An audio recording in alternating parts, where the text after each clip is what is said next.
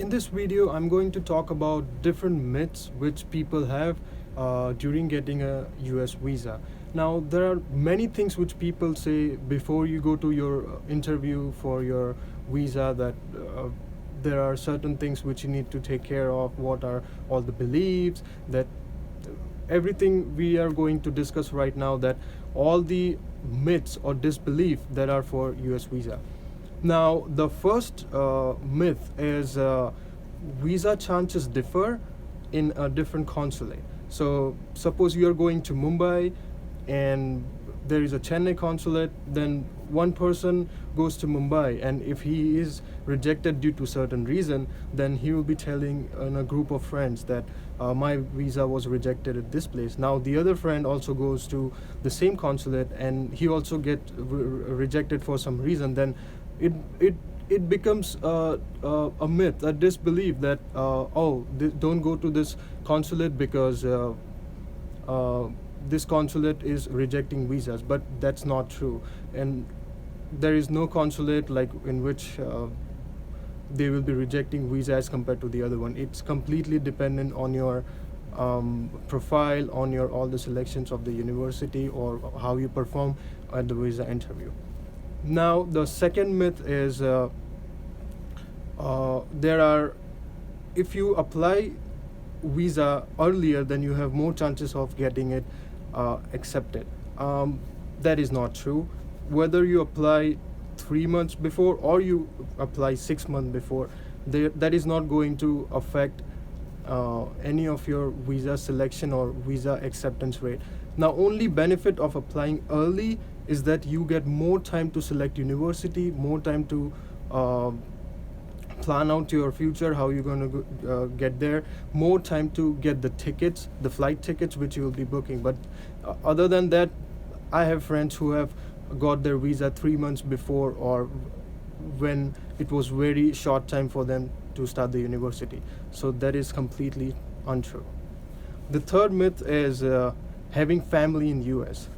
Well, people say that if you have a family in US, then the chances of getting visa accepted is very less. That's not true at all.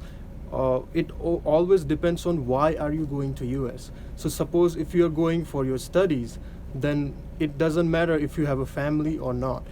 It doesn't matter how many people who you know or your family stays in United States. It completely depends on your why are you going to US and what is the reason where you're actually going to US. So that is completely untrue. Don't listen to them.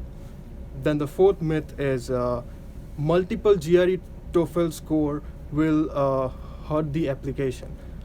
That's not true. I have friends who have applied for 3 GREs and still they have no issues while clearing the interview process. So that's not true. That if they ask why did you take GRE for 3 times, just tell that you wanted to score some better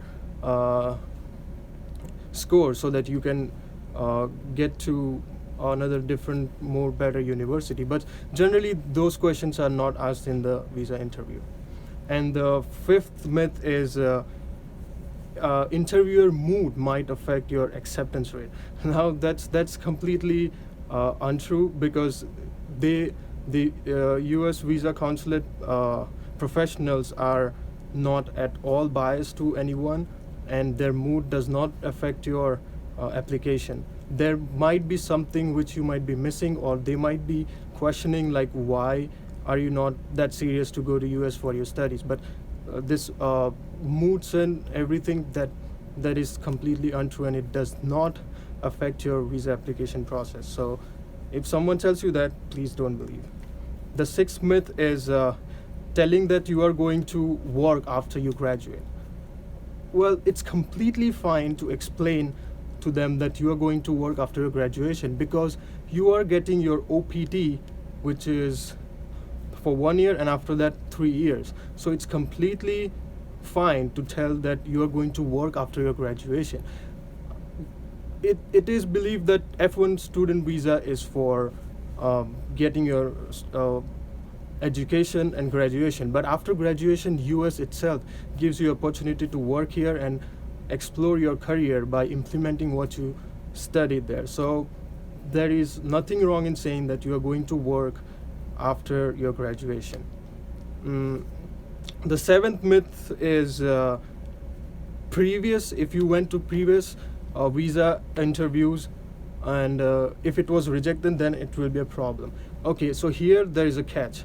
Like if you went to F1 visa and it was rejected, then you might have a problem that why it was rejected in first case and now you're applying for the second time.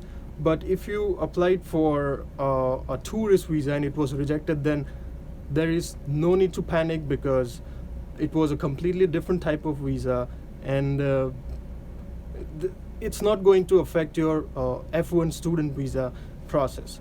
But be prepared if your F1 visa was rejected with an proper explanation why it was rejected and why did you apply again, what were the changes which you did. And the eighth myth I will say is consulate or the agencies, they will help you. If you hire them, then they will help you getting the visa. That is completely untrue.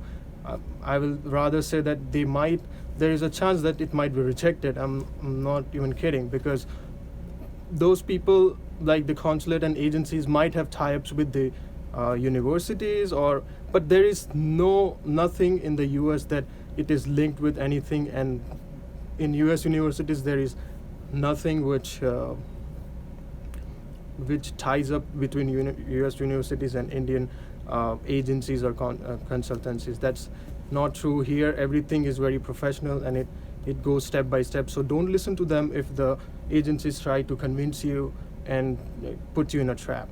So guys, this were all the myths which you don't need to listen to before you go to your visa interview. So just the tips: before you go for your visa interview, get all your documents ready, be prepared, be ahead on time, be confident, and tell whatever is in your application.